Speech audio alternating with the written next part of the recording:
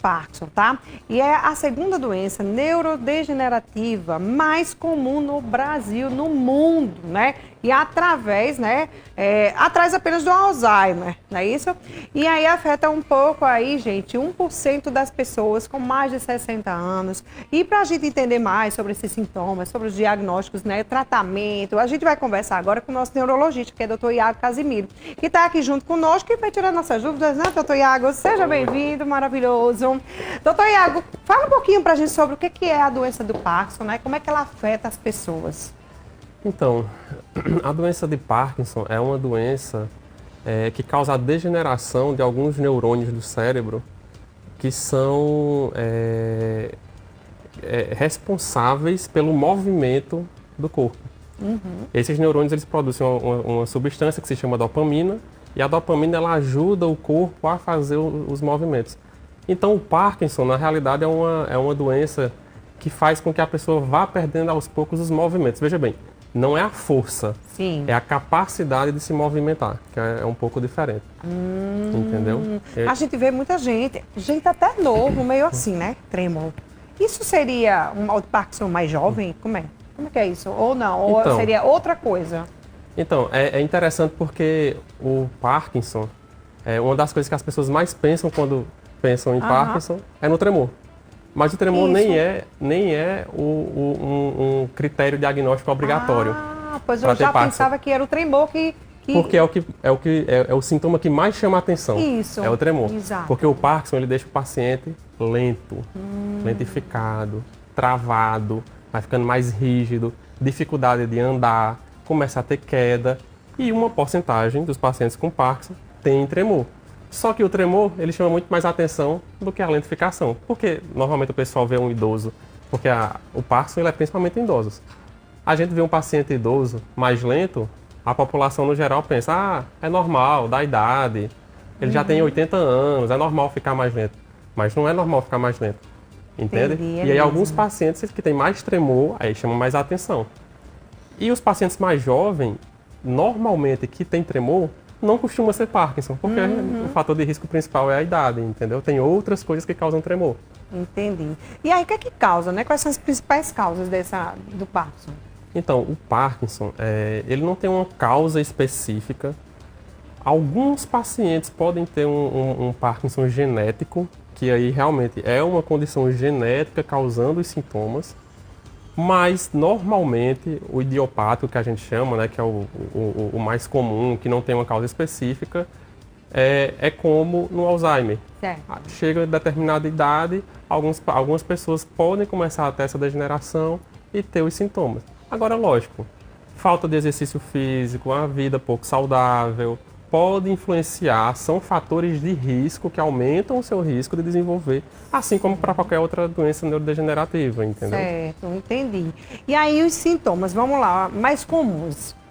O tremor a gente já sabe que é um dos, né?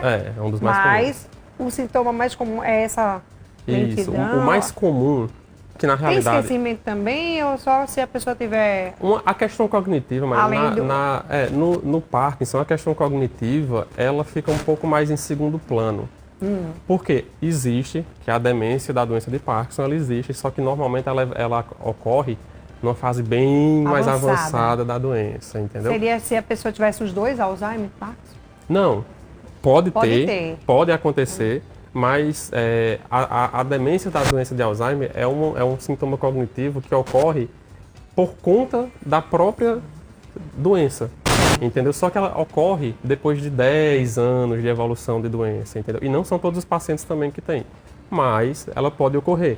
E ela difere do Alzheimer, esse tipo de alteração cognitiva, e a gente consegue, através do exame cognitivo, neurológico, a gente consegue diferenciar uma coisa da outra, entendeu? Se é uma demência mais para um lado ou mais para o outro. Mas normalmente não é o que chama a atenção. O que mais chama a atenção no Parkinson é o movimento. Paciente parado. Eu costumo falar para os pacientes que é uma doença que ela vai na inércia. Aquele paciente ele começa a ficar mais parado. E por ficar mais parado, ele tem uma tendência de continuar parado. E ele vai ficando cada vez mais parado. Por isso que é muito importante o movimento. Entendeu? É muito importante para esses pacientes eles se movimentarem, porque eles vão ficando rígidos, Você vê aquele paciente que ele começa a andar, que é a marcha parkinsoniana, ele começa a andar com o tronco um pouco mais para frente. Mais encurvadinho para frente e os passos curtinhos, entendeu? Em vez de o nosso passo normal, ele já vai ficando mais lento, dificuldade para se virar. Na hora que ele vai se virar, ele vai se virando aos poucos. A gente vê muito esse tipo de paciente e é muito comum a família achar, não, é da idade, é normal, mas já está senhorzinho, né? Mas não é diferente. Às vezes o paciente mais idoso, mais ou menos, a pessoa já pode ter a doença do Parkinson. O fator de risco é a partir assim, obviamente, qualquer idade você pode desenvolver, o Parkinson, mesmo mais jovem, só que é muito mais raro. O mais comum é acima de 60, 65 anos, aí a doença vai ficando cada vez mais comum, entendeu? Certo. Mas pacientes mais jovens também podem ter. Uma outra coisa, e o tratamento, como é que ele é feito? É a base só de medicação? Tem algum tipo de, sei lá, fisioterapia, alguma coisa que possa ajudar? Então, olha, o tratamento da doença de Parkinson é um tratamento bem complexo. Certo.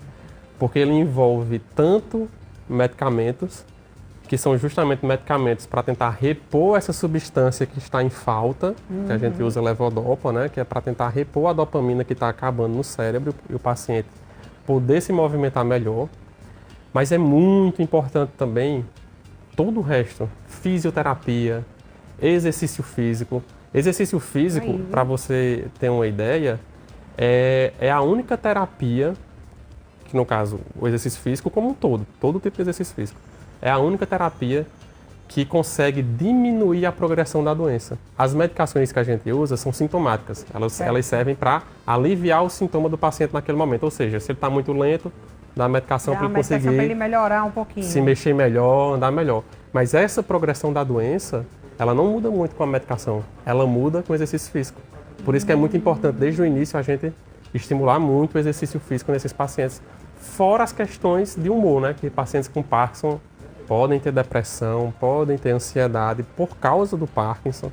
E a gente tem que fazer todo um tratamento, não é só tentar se mexer melhor, entende? Sim, sim. É um conjunto de terapias diferentes, né? Com fisioterapia, fonoaudiologia, tudo isso é muito importante para o paciente com Parkinson. A gente vê muito assim, o pessoal caminhando com esses idosos, né, que tem Parkinson, né? A gente vê muito assim, dando uma voltinha. A gente sempre tem um cuidador, né, que cuida dessas pessoas e que sempre sai para dar uma volta com ele por conta, né, para que ele possa, se movimentar, né, gente? É isso mesmo. É muito importante. Então a medicação ela pode estar ajudando a gerenciar um pouquinho esse sintoma, né? Sim, até porque se você consegue fazer ele se movimentar melhor, ele vai ter a capacidade de fazer exercício físico. Que sem a medicação, ele não vai conseguir fazer exercício físico porque ele está travado. E as perspectivas, né, para esse tratamento? Tem cura, não tem cura? Essa doença ela pode melhorar? Fora o tratamento medicamentoso, que ajuda muito, tem outros tratamentos também. Por exemplo, existe cirurgia para o Parkinson.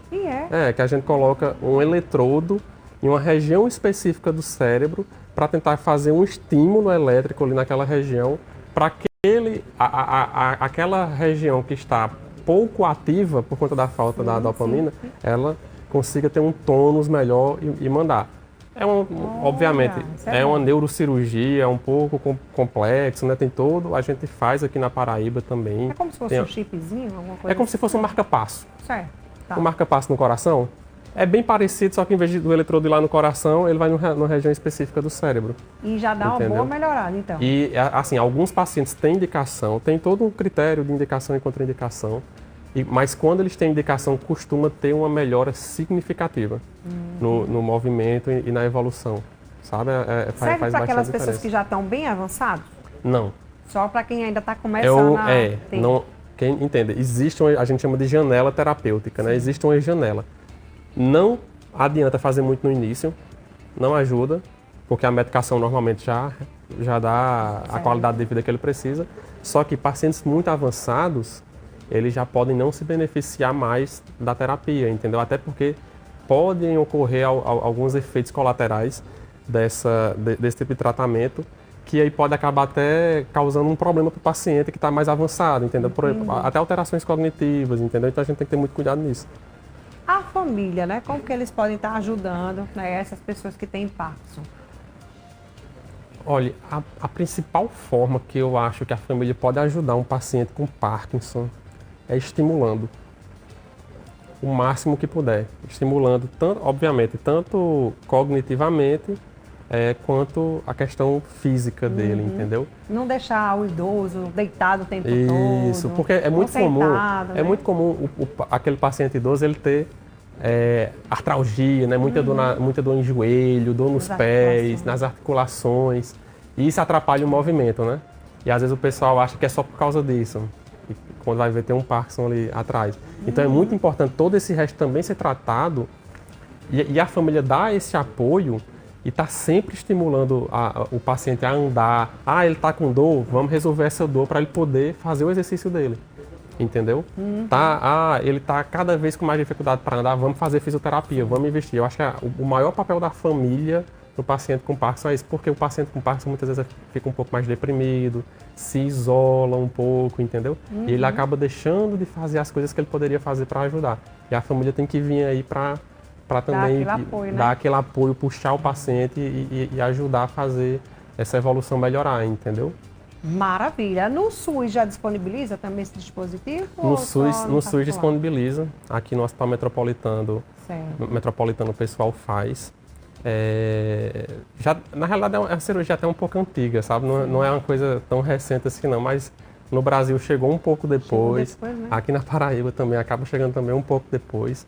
Mas nós temos pacientes aqui na Paraíba que fazem uso a gente chama de DBS, né? Que é o estimulador do cérebro, né? Eu vi sobre isso na internet, né? Um dia desse eu estava vendo, né? As redes sociais são muito rápidas, então eu vi realmente sobre esse dispositivo que dava uma boa melhorada. Sim, é muito comum o pessoal também perguntar de cannabis, né? De canabidiol para Parkinson. Dizem que é muito bom, né? Então, não tem evidência. A gente não tem evidência de canabidiol. É bom para muita coisa, na verdade.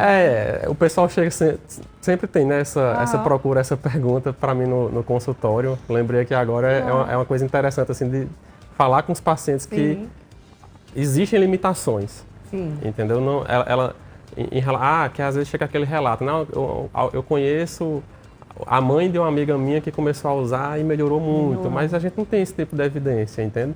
A gente precisa, às vezes pode ter uma indicação por outros motivos ali para ajudar, às vezes com um pouco de dor, um pouco de agitação, esse tipo de coisa aí pode ter uma ajuda. Mas para a doença em si, a gente não tem essa evidência ainda hoje, não. Maravilha.